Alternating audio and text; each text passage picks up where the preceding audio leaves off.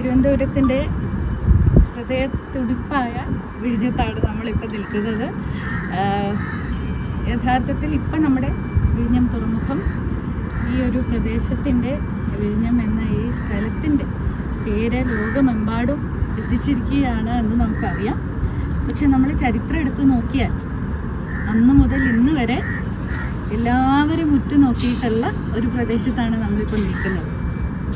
നമ്മൾ ഈ നിൽക്കുന്ന ഈ കെട്ടിടമുണ്ടല്ലോ, ഇത് 10 വർഷം മുൻപ് നമ്മൾ ഈ സ്ഥലത്ത് വന്നിരുന്നെങ്കിൽ, അല്ലെങ്കിൽ 10 വർഷം മുമ്പ് നിങ്ങൾ കുറച്ച് പേരെങ്കിലും ഇവിടെ വന്നു കാണും. ഇത് കടൽ തന്നെയായിരുന്നു. ആ കടലിൽ നിന്നും നമ്മൾ ലാൻഡ് റിക്ലെയിം ചെയ്തെടുത്ത ഭൂമിയുടെ മുകളിൽ ഉണ്ടാക്കിയ കെട്ടിടത്തിലാണ് നമ്മളിപ്പോൾ നിൽക്കുന്നത്. അപ്പോൾ ഇവിടെ 66 ഹെക്ടയർ ഭൂമി നമ്മൾ കടലിൽ നിന്നും വീണ്ടെടുത്ത ഭൂമിയാണ് ശരിക്കും. അപ്പോൾ 10 വർഷം മുമ്പേ ഇത് കടലായിരുന്നു.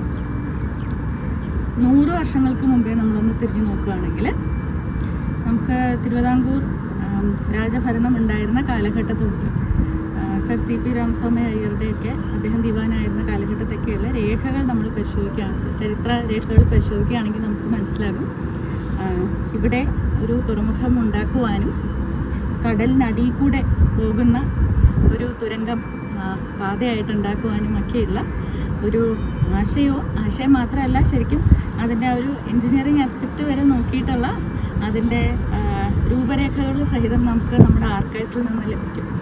100 വർഷം മുമ്പേ ഇവിടെ ഒരു ഹാർബറാണ്, പ്രകൃതിദത്തമായിട്ടുള്ളൊരു ഹാർബറാണെന്നും വാണിജ്യ ആവശ്യങ്ങൾക്കായിട്ടും ഏതെങ്കിലും തരത്തിലുള്ള ഒരു ആക്രമണം വരികയാണെങ്കിൽ അത് ചേർത്ത് നിർത്താനും കൂടി വേണ്ടിയിട്ടുള്ള രൂപരേഖകൾ വരെ ഇവിടെ തിരുവിതാംകൂറിൽ തയ്യാറാക്കിയിട്ടുണ്ടായിരുന്നു.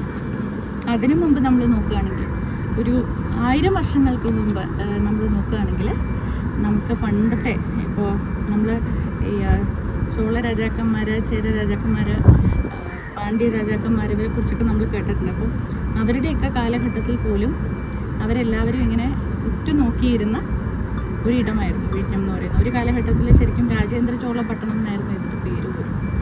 അപ്പോൾ അവരെല്ലാവരും ഇങ്ങനെ യുദ്ധക്കളത്തിൽ ഇറങ്ങി വിഴിഞ്ഞത്തിന് വേണ്ടിയിട്ട് യുദ്ധം ചെയ്തിട്ടുള്ള ഒരു ഭൂമിയാണ്. കാരണം അത്രയധികം വിലപ്പെട്ട കണ്ണായിട്ടുള്ള ഒരു സ്ഥലമാണെന്നുള്ളത് അന്ന് ആളുകൾക്ക് അറിയാമായിരുന്നു.